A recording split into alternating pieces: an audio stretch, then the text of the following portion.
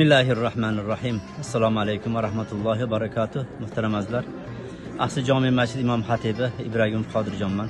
Bugungi kunda Uychi tumanimizdan ketayotgan hojilarimizni kuzatish marosimiga jamlanib turibmiz. Yaratgan Parvardigorimizga hamd va sanolar bo'lsin. Albatta bu ulug' muborak ibodatni bajarishlik uchun qanchadan qancha otaxonlarimiz, onaxonlarimiz orzu qilib kutgan kunlarga musharraf bo'lib turishlik arafasida turishibdi. Albatta bu kunlarga yetishligimizda o'ziga yarasha mashaqqatlar bo'lib o'tgan. Shunday ekan, bugungi kunimizdagi yurtimizda bu hojilarimizni kuzatish, kutib olish va ularga shart-sharoitlarni yaratib berish borasida muhtaram yurtboshimiz tomonidan amalga oshirilayotgan barcha islohotlar albatta ko'zimizni quvontiradi. Jumladan bugungi Uychi tumanidan borayotgan 151 nafar hoji ota, hoji onalarimizni ham kuzatuv marosimida ishtirok etib turibmiz. Albatta ularning kayfiyatlari chog', ular uchun yaratib berilgan sharoitlar beqiyos. Har birlarining ko'zlaridan bugungi kunda sevinch, quvonch bilinib turganligi aks etib turibdi. Albatta biz bugungi kunda mana shu yurtboshimiz tomonidan biz mo'min musulmonlarga yaratib berayotgan imkoniyatlardan xursand bo'lib barcha mo'min musulmonlar qatorida minnatdorchilik bildirib o'tamiz. Qolaversa, tumanimizdagi rahbarlarimiz tomonidan ham bu yilgi hojiga boradigan musofirlar, ya'ni safardoshlarni, yurtdoshlarimizni chiroyli kutib olish va ularni kuzatish borasida Uychi tuman hokimiyatidan tashkil etilgan barcha ijobiy ishlar qoniqarli va qolaversa tashakkur aytadigan darajada tashkil etilgan. Bundan hammamiz mamnunmiz.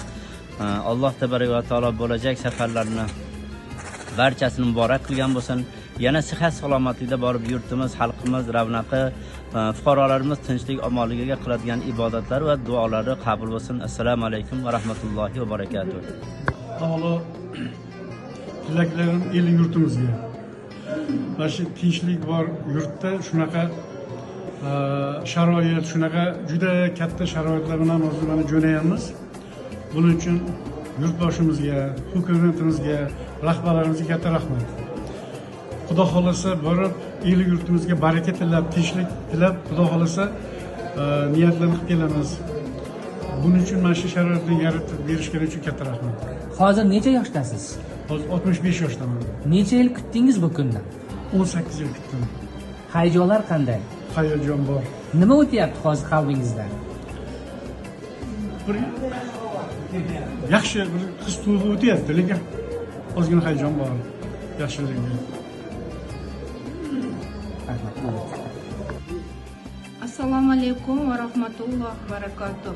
Mana bugun biz mana shu tumanimizdan haj mavsumiga ketayotgan hoji ota, hoji onalarni kuzatish munosabati bilan yig'ilib turibmiz. Mana bu yildan yilga hajga borish kvotalar ortib boryapti. Rahbarlarimizning sa'y harakatlari qolaversa fuqarolarga bo'lgan e'tibordandir deb bilaman. Mana hammamizni qalbimizda bir his hayajon, ayniqsa mana haj mavsumida hajga ketayotgan hoji ota, hoji onalarimizni ham bir kayfiyatlari o'zgacha, yuzlarida kulgu, lablarida tabassum. Hammasini tagi zamirida yurtimizni tinchligi, osmonimizni musaffoligi turibdi. Yurtimiz tinchligi mana shunday abadiy bo'lsin.